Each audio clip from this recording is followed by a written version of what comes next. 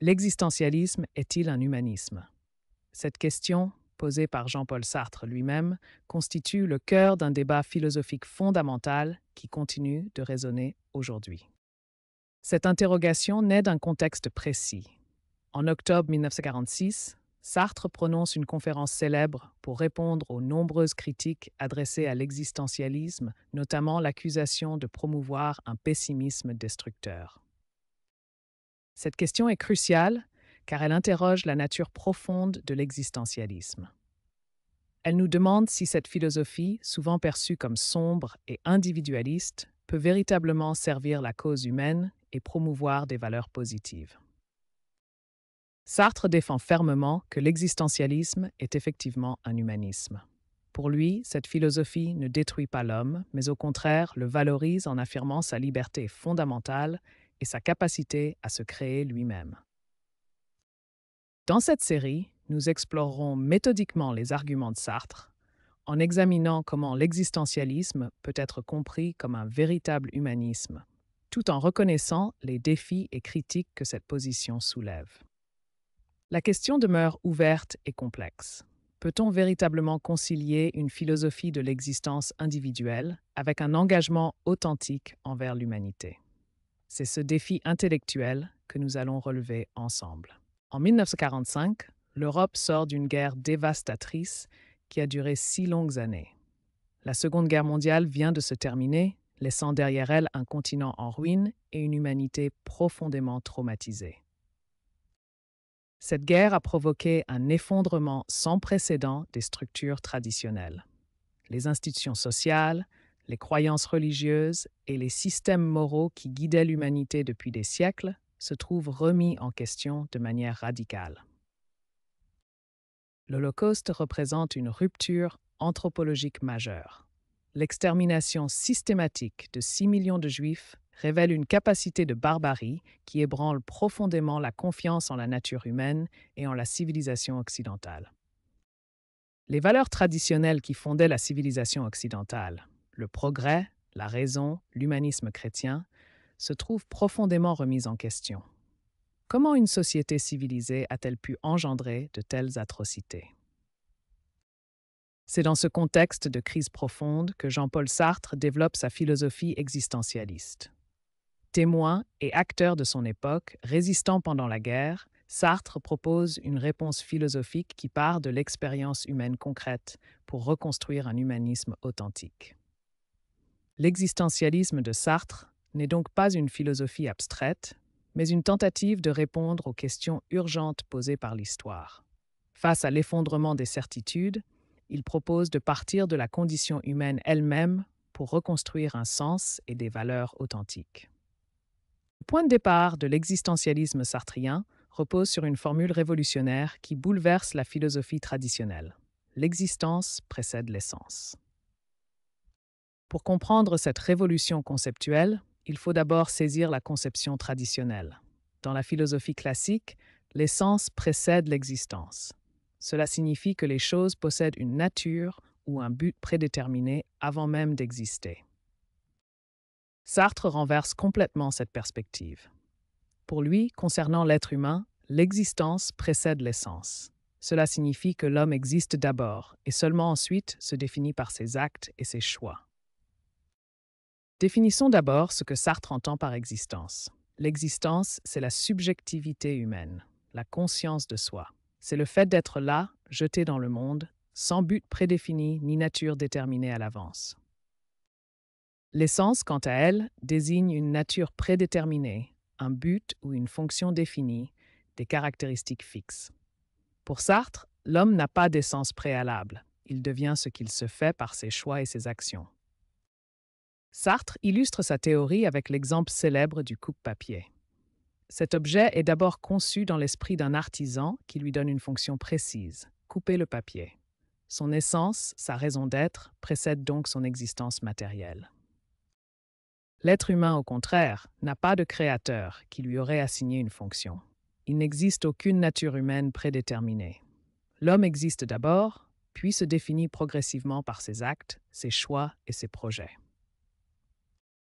Cette conception révolutionnaire a des implications profondes.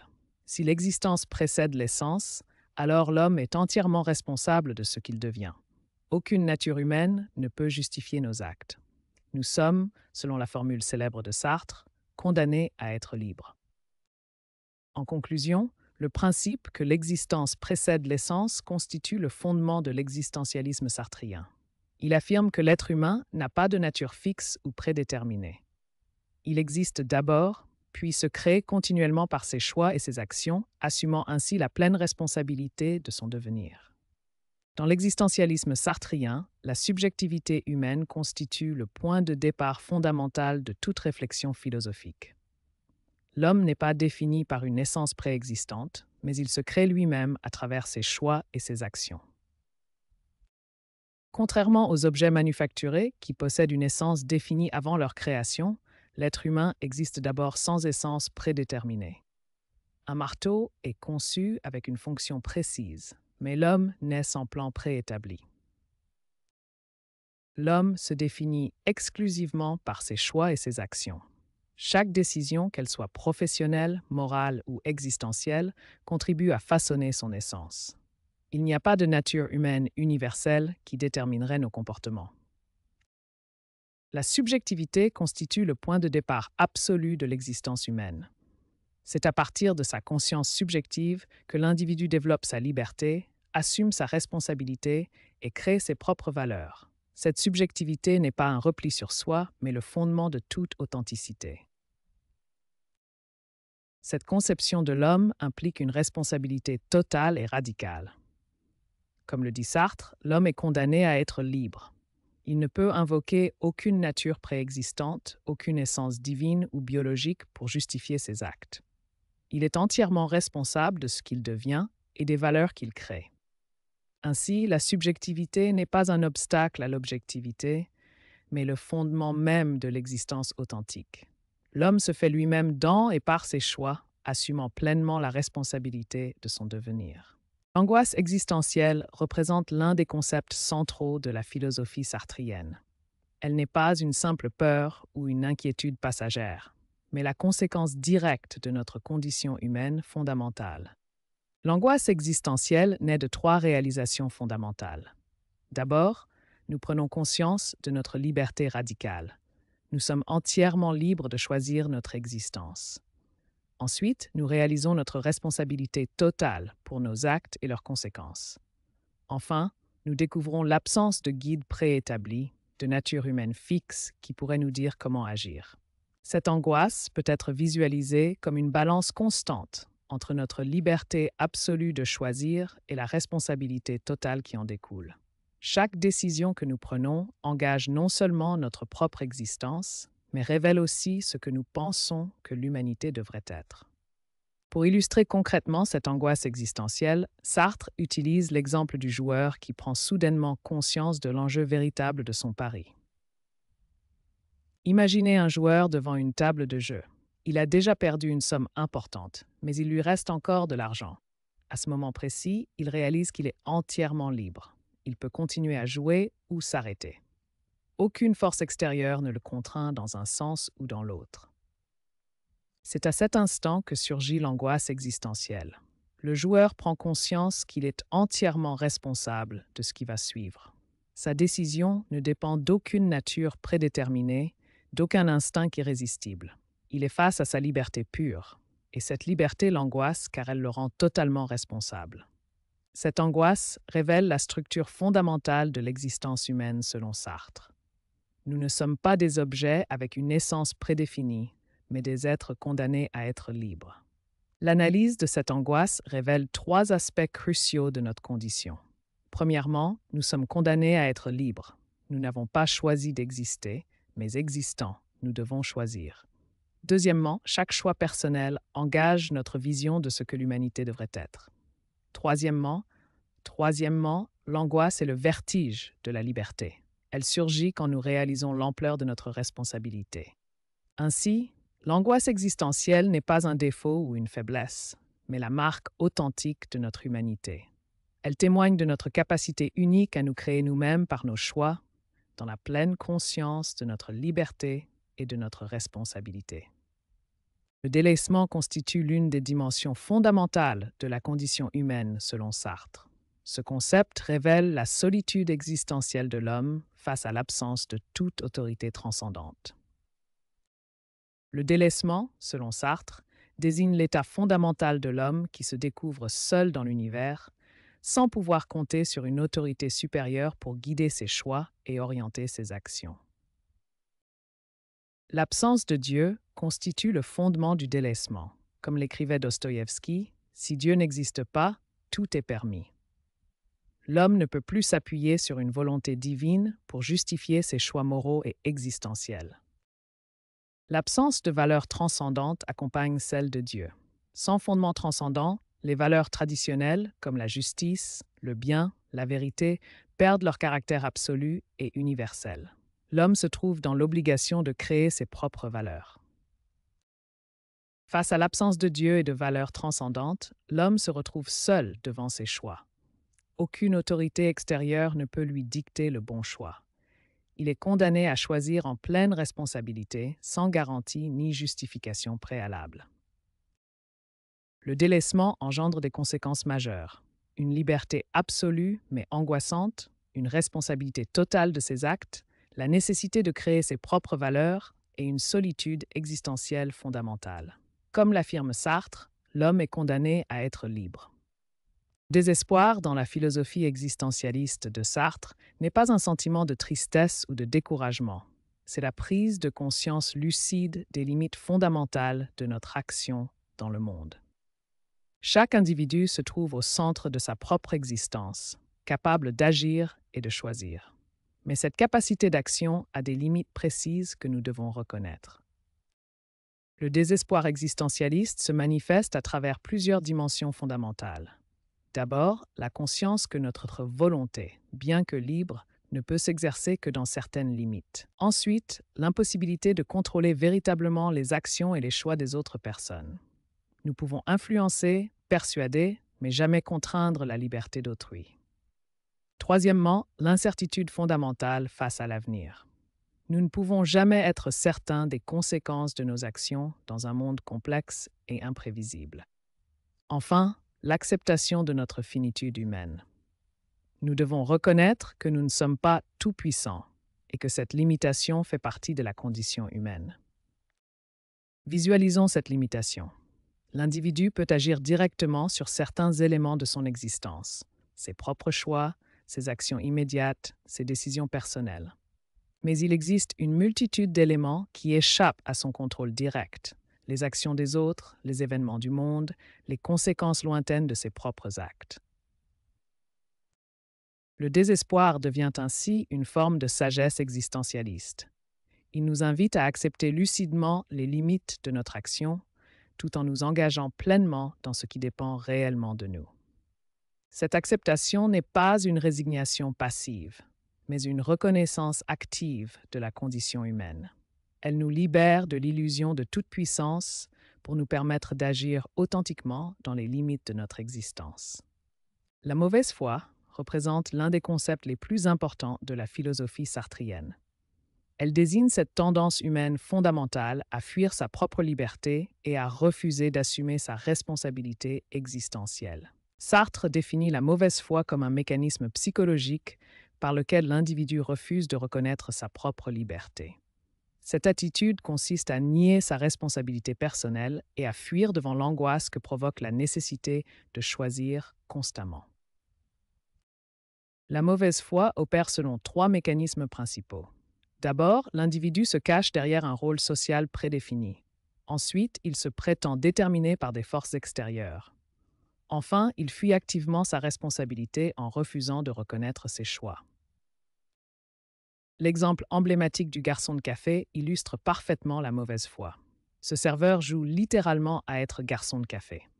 Il adopte tous les gestes, toutes les attitudes que la société attend de son rôle, mais ce faisant, il refuse sa liberté fondamentale de choisir d'être autrement. Les conséquences de la mauvaise foi sont profondes et destructrices. L'individu s'aliène de lui-même en refusant sa nature libre. Il perd son authenticité en se conformant à des rôles prédéfinis. Finalement, il nie sa condition humaine fondamentale, qui est celle d'un être libre et responsable. La mauvaise foi révèle ainsi le paradoxe de la condition humaine. Nous sommes condamnés à être libres, mais nous cherchons constamment à échapper à cette liberté. Comprendre ce mécanisme est essentiel pour saisir la critique sartrienne de l'inauthenticité et son appel à assumer pleinement notre existence. L'humanisme existentialiste selon Sartre ne doit pas être confondu avec l'humanisme traditionnel. Il s'agit d'une conception radicalement différente qui place la subjectivité humaine au centre de sa réflexion. Première distinction fondamentale, l'humanisme existentialiste n'est pas un culte de l'homme. Sartre rejette explicitement cette vision qui ferait de l'humanité un objet d'adoration ou de vénération aveugle. En opposition, l'humanisme existentialiste de Sartre se caractérise par trois éléments essentiels: la défense de la subjectivité, la primauté de la liberté individuelle et la conception de l'homme comme être en perpétuel devenir. La subjectivité humaine constitue le fondement de cet humanisme. Pour Sartre, défendre la subjectivité signifie reconnaître que chaque conscience individuelle est le point de départ absolu de toute connaissance et de toute valeur. L'aspect le plus révolutionnaire de cet humanisme réside dans la conception de l'homme comme être en perpétuel devenir. L'homme n'est jamais achevé, il se fait constamment par ses choix et ses actions. Cette dynamique permanente distingue radicalement l'existentialisme de toute vision essentialiste de l'humanité. En définitive, l'humanisme existentialiste de Sartre constitue une défense passionnée de la dignité humaine, non pas en tant qu'essence abstraite, mais en tant que liberté concrète et responsabilité assumée. C'est un humanisme de l'action et de l'engagement, où chaque individu porte la responsabilité de se créer et de créer l'humanité par ses choix. La liberté existentialiste ne se limite pas à l'individu isolé. Sartre révèle une dimension fondamentale. Notre liberté individuelle implique nécessairement une responsabilité envers tous les autres êtres humains. Lorsque nous faisons un choix, nous ne choisissons pas seulement pour nous-mêmes. Chaque décision que nous prenons porte en elle une dimension universelle qui engage l'humanité tout entière. Sartre formule cette idée de manière saisissante. En me choisissant, je choisis l'homme. Cette formule paradoxale révèle que nos choix les plus personnels ont une portée universelle. Comment fonctionne cette responsabilité universelle? Le mécanisme se déploie en trois étapes fondamentales qui révèlent la portée de nos actes. Premièrement, je fais un choix personnel. Par exemple, dans une situation donnée, je décide de mentir ou de dire la vérité. Deuxièmement, ce choix exprime nécessairement une valeur. En mentant, j'affirme implicitement que le mensonge peut être préférable à la vérité dans certaines circonstances. Troisièmement, en exprimant cette valeur par mon acte, je la propose comme modèle universel. Je recommande implicitement cette attitude à tous les êtres humains placés dans une situation similaire. Cette responsabilité universelle s'enracine dans l'universalité de la condition humaine. Malgré nos différences culturelles, sociales ou historiques, nous partageons tous les mêmes structures existentielles fondamentales. Tous les êtres humains font l'expérience de la liberté, de l'angoisse, de la responsabilité, de la finitude et de la mortalité. Nous sommes tous confrontés à la nécessité de faire des choix et de nous projeter dans l'avenir à partir de notre situation présente. Prenons un exemple concret pour illustrer cette responsabilité. Si je choisis de devenir médecin, je ne fais pas qu'un choix de carrière personnel. J'affirme par ce choix la valeur du soin et de la guérison. Je propose implicitement ce modèle comme désirable pour l'humanité. Je porte donc la responsabilité de cette image de l'humanité que je contribue à créer par mon choix. En synthèse, Sartre révèle la dimension profondément éthique de l'existence humaine. Nos choix individuels ont une portée universelle, car nous sommes responsables de l'image de l'humanité que nous contribuons à créer. La liberté existentialiste implique donc une responsabilité éthique fondamentale. L'existentialisme révèle notre interdépendance profonde et la nécessité de penser nos choix dans leur dimension universelle. L'engagement représente pour Sartre la dimension concrète de notre liberté existentielle. Il ne suffit pas d'être libre en théorie, il faut actualiser cette liberté par l'action. L'engagement, c'est le passage de la liberté abstraite à l'action concrète. C'est par nos actes que nous donnons une réalité tangible à notre liberté existentielle. L'engagement peut prendre de multiples formes. Il peut être politique, artistique, social, éthique, professionnel ou personnel. Chaque domaine d'action devient un terrain d'expression de notre liberté. Pour Sartre, la liberté n'existe véritablement que lorsqu'elle s'exprime dans l'action. Une liberté qui reste purement théorique ou contemplative n'est pas une vraie liberté existentielle. Chaque acte d'engagement, qu'il s'agisse d'écrire un roman, de participer à une manifestation, de choisir une carrière ou de défendre une cause, devient une affirmation concrète de notre liberté. L'engagement existentialiste se manifeste sous 3 formes principales. L'engagement politique vise la transformation collective de la société. L'engagement artistique utilise la création comme moyen d'expression de notre vision du monde. L'engagement personnel concerne nos choix de vie quotidiens, notre manière d'être authentique dans nos relations et nos décisions. Chaque forme d'engagement est une façon de donner sens à notre existence. Pour Sartre, c'est par l'engagement que nous donnons un sens à notre existence. Sans action, notre vie reste vide et absurde. L'engagement transforme l'existence brute en existence signifiante. Comme le dit Sartre, l'homme n'est rien d'autre que ce qu'il se fait. C'est par nos engagements, par nos actions concrètes, que nous créons notre essence et donnons un sens à notre existence dans le monde. L'existentialisme de Sartre a fait l'objet de nombreuses critiques depuis sa formulation. 2 accusations principales dominent le débat philosophique: l'individualisme excessif et le subjectivisme radical. La première critique majeure concerne l'individualisme. Les détracteurs accusent l'existentialisme de promouvoir un égoïsme philosophique, où chaque individu ne se préoccupe que de sa propre existence et de ses propres choix. Cette critique suggère que l'existentialisme encourage une vision atomisée de la société, où les liens sociaux et les responsabilités collectives sont négligés au profit d'une liberté individuelle absolue. La deuxième critique porte sur le subjectivisme. Les philosophes reprochent à Sartre de réduire toute vérité et toute valeur à la subjectivité individuelle, rendant impossible toute objectivité morale ou épistémologique. Cette accusation de relativisme radical suggère que l'existentialisme détruit toute possibilité de vérité universelle et de valeurs partagées, conduisant à un chaos moral et intellectuel. Face à ces critiques, Sartre développe une réponse sophistiquée. Il soutient que l'existentialisme, loin d'être individualiste, implique nécessairement une responsabilité envers autrui. Selon Sartre, quand je choisis pour moi, je choisis pour tous les hommes.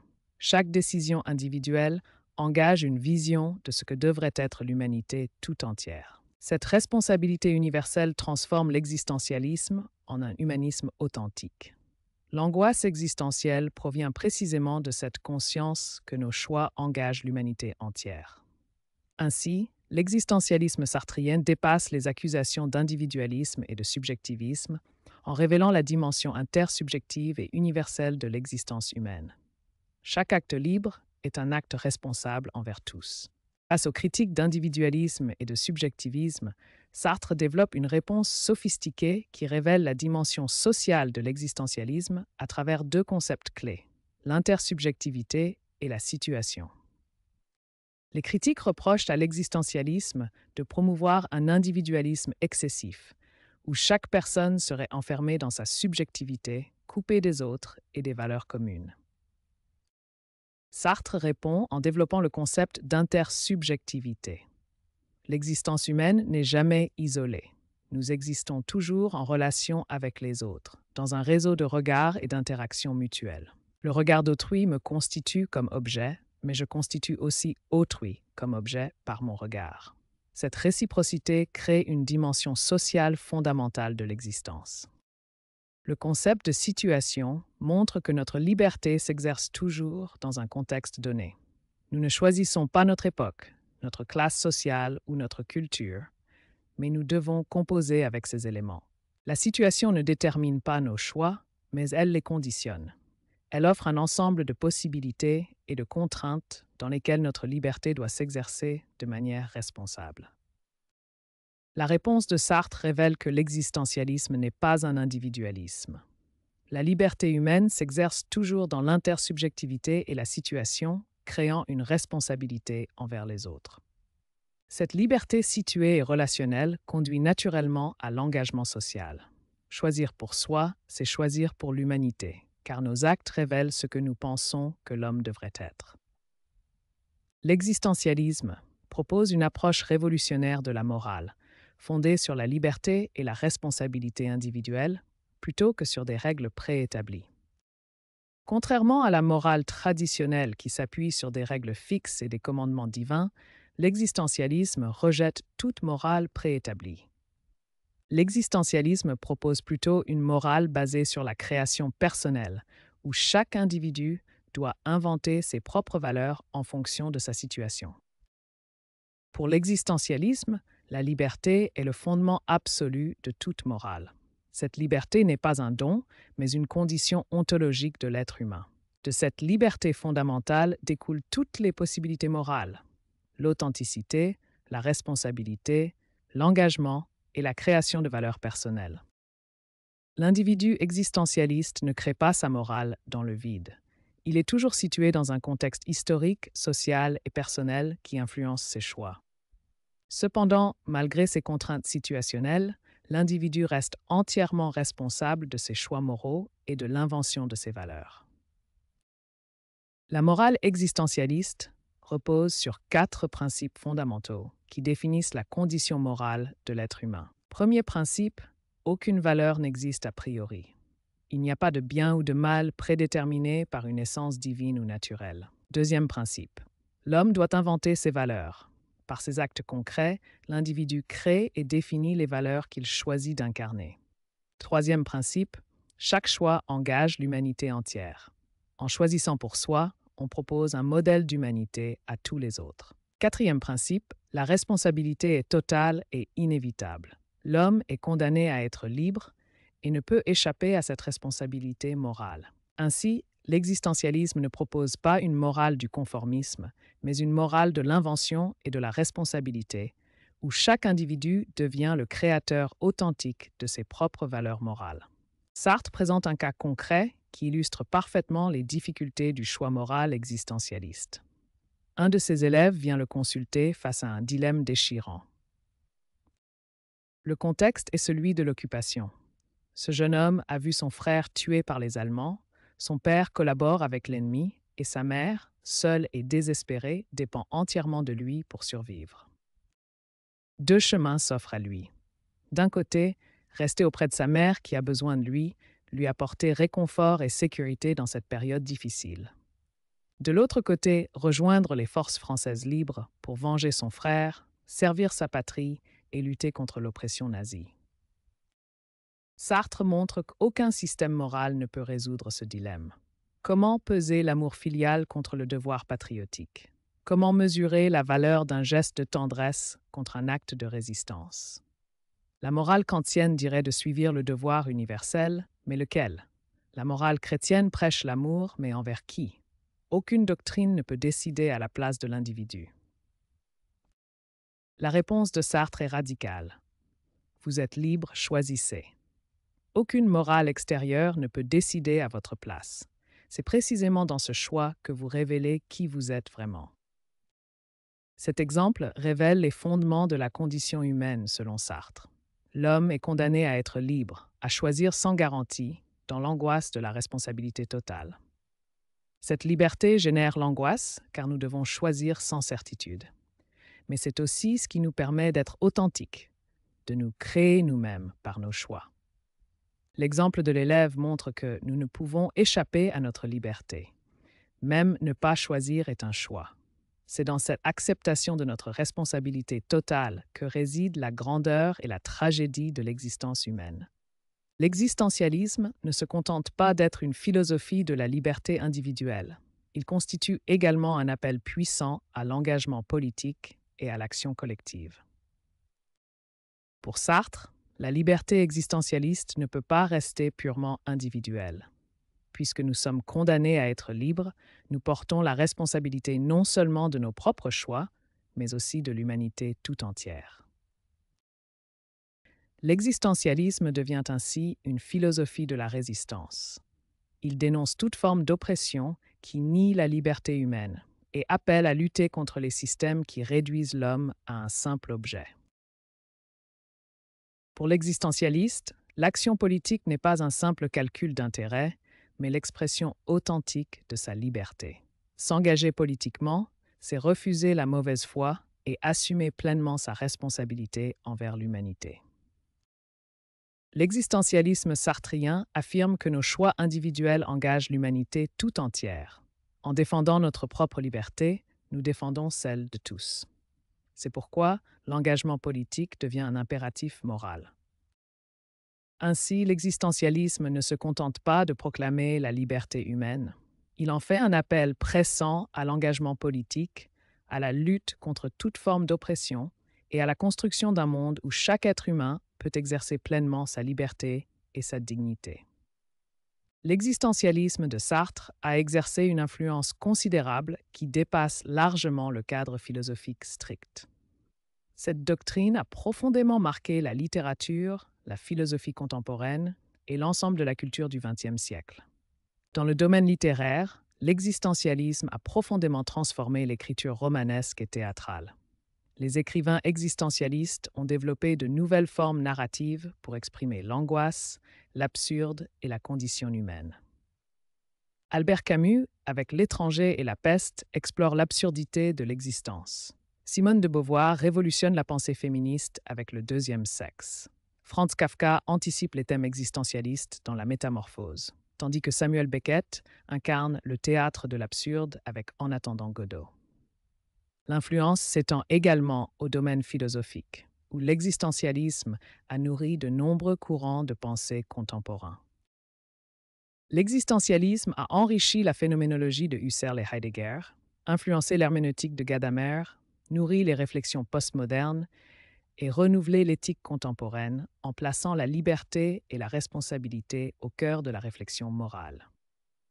L'impact culturel de l'existentialisme dépasse le cadre académique pour toucher l'art, le cinéma et la société dans son ensemble.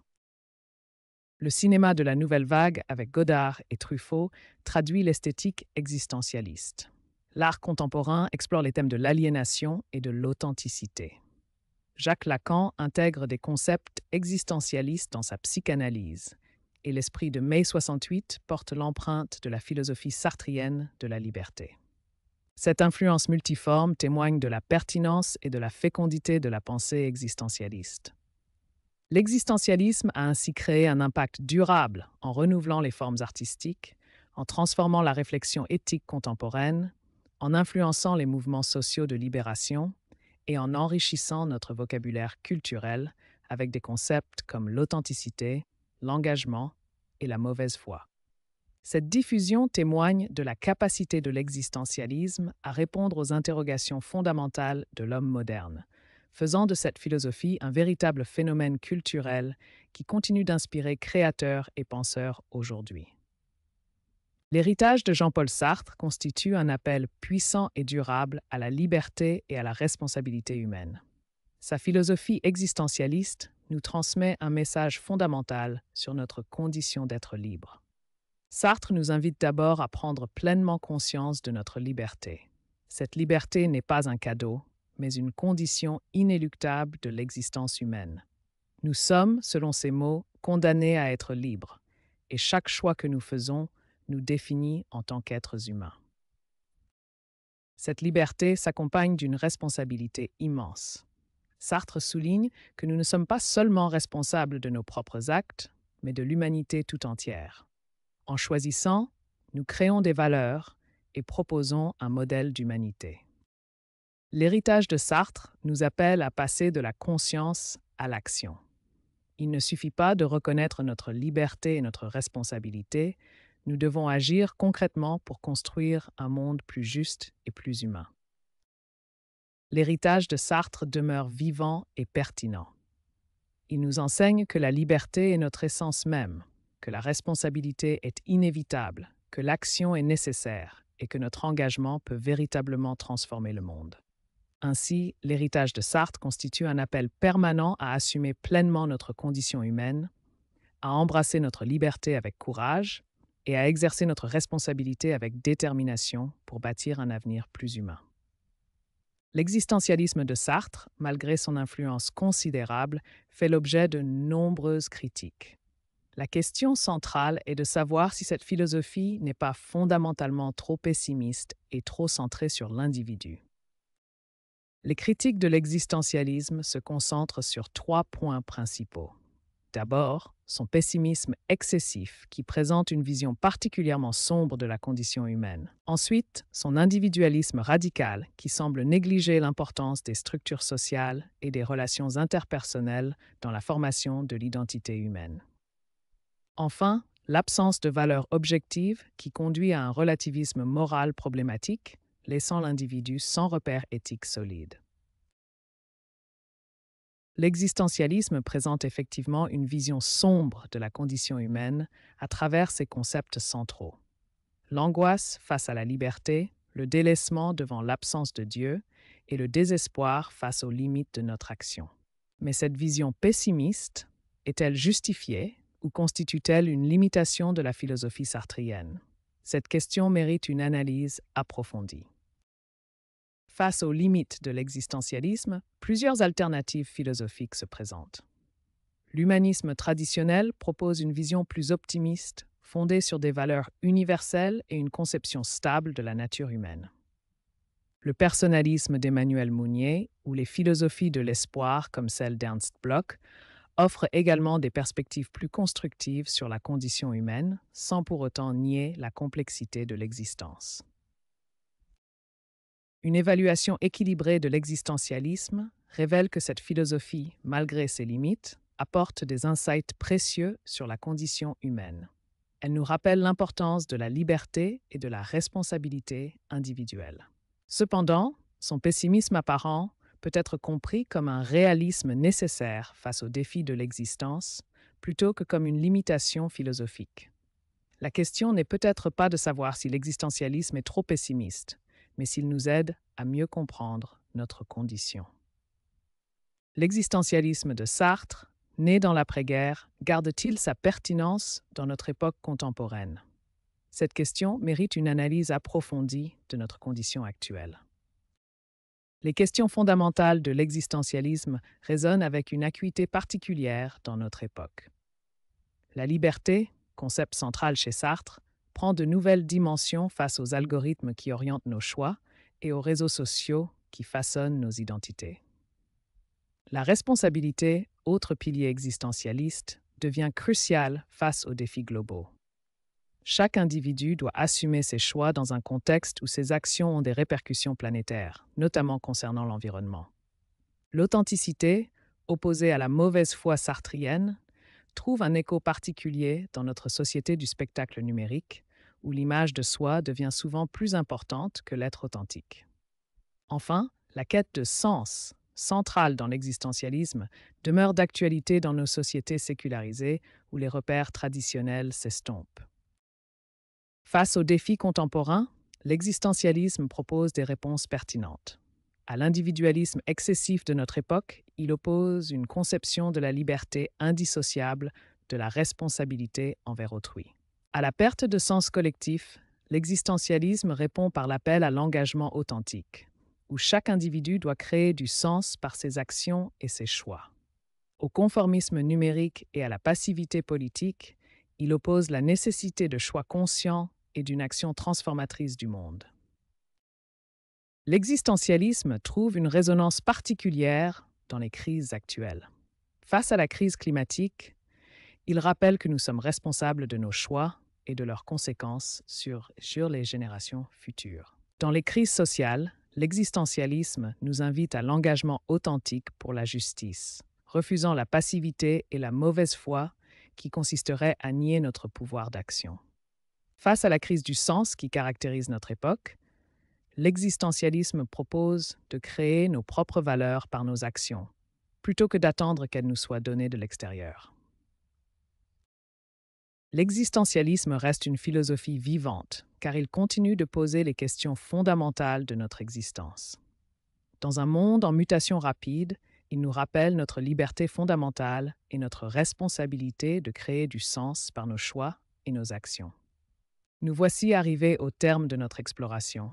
Il est temps de répondre à la question fondamentale qui traverse toute l'œuvre de Sartre. L'existentialisme est-il véritablement un humanisme? La réponse de Sartre est claire et sans équivoque. Oui, l'existentialisme est un humanisme. Mais attention, il ne s'agit pas de n'importe quel humanisme. Cet humanisme existentialiste se distingue radicalement des humanismes traditionnels. Il ne place pas l'homme sur un piédestal en vertu d'une nature humaine prédéfinie ou d'une essence éternelle. Cet humanisme affirme la dignité de l'homme, non pas en raison de ce qu'il est par nature, mais précisément parce qu'il n'a pas de nature fixe. L'homme est digne parce qu'il est libre, parce qu'il se crée lui-même à travers ses choix. L'existentialisme nous invite donc à prendre notre destin en main. Il nous dit « Vous êtes condamné à être libre, mais cette condamnation est en réalité votre plus grande chance. C'est l'opportunité de devenir authentiquement humain. » En conclusion, l'existentialisme de Sartre est bien un humanisme, mais un humanisme révolutionnaire. Il ne glorifie pas l'homme tel qu'il est, mais tel qu'il peut devenir. Il nous rappelle que notre humanité n'est pas un donné, mais une conquête permanente. Ainsi, l'existentialisme nous enseigne que l'humanisme véritable ne consiste pas à célébrer une nature humaine abstraite, mais à assumer pleinement notre liberté et notre responsabilité. C'est là le message ultime de Sartre. Soyez libres, soyez responsables, soyez humains. L'existentialisme nous confronte à des questions fondamentales qui restent ouvertes et méritent notre réflexion continue. Ces interrogations touchent au cœur de notre existence humaine. Premièrement, interrogeons-nous sur la nature de notre liberté. Sommes-nous réellement libres dans nos choix quotidiens ou sommes-nous conditionnés par notre environnement, notre éducation, nos habitudes? Comment distinguer une liberté authentique d'une simple illusion de liberté? Deuxièmement, questionnons l'étendue de notre responsabilité. Jusqu'où va notre responsabilité personnelle? Sommes-nous responsables des conséquences imprévues de nos actes? Comment porter cette responsabilité sans sombrer dans la culpabilité paralysante? Pour approfondir votre compréhension existentialiste, engagez-vous dans une auto-analyse. Examinez vos choix récents. Qu'est-ce qui les a vraiment motivés? Identifiez vos moments de mauvaise foi, ces instants où vous avez fui votre liberté. Explorez vos angoisses, car elles révèlent souvent nos zones de liberté les plus profondes. Pour approfondir votre connaissance de l'existentialisme, explorez la littérature de Camus et Beauvoir, plongez dans la philosophie de Heidegger et Kierkegaard, découvrez l'analyse existentielle en psychologie et questionnez l'éthique de la responsabilité dans l'action contemporaine. L'existentialisme vous invite ultimement à devenir l'auteur conscient de votre propre existence, dans la pleine reconnaissance de votre liberté fondamentale et de la responsabilité qui en découle. Ces questions restent ouvertes, car elles accompagnent chaque moment de votre vie authentique. Nous voici arrivés au terme de notre exploration de l'existentialisme sartrien. Ce voyage philosophique nous a mené des fondements de la liberté humaine jusqu'aux implications les plus profondes de notre responsabilité existentielle. Tout d'abord, nous tenons à vous remercier sincèrement d'avoir suivi cette série jusqu'au bout. Votre engagement dans cette réflexion philosophique témoigne de votre désir de comprendre les questions fondamentales de l'existence humaine. Mais notre exploration ne s'arrête pas ici. L'existentialisme, comme toute philosophie vivante, ne prend son sens véritable que dans le dialogue et l'échange. Nous vous invitons donc à partager vos réflexions dans les commentaires. L'existentialisme ne se contente pas d'être étudié, il demande à être vécu. Nous vous encourageons à poursuivre cette exploration, que ce soit à travers les textes originaux de Sartre, les œuvres de ses contemporains, ou simplement par une réflexion personnelle sur vos propres choix et votre liberté. Car c'est ensemble, dans le partage de nos questionnements et de nos découvertes, que nous donnons vie à cette philosophie de la liberté et de la responsabilité. Votre participation fait de cette exploration un véritable dialogue philosophique. Alors n'hésitez pas, commentez, partagez, questionnez. car comme nous l'a enseigné Sartre, nous sommes condamnés à être libres, et cette liberté trouve son sens dans l'échange avec autrui. Merci encore et à bientôt pour de nouvelles explorations philosophiques.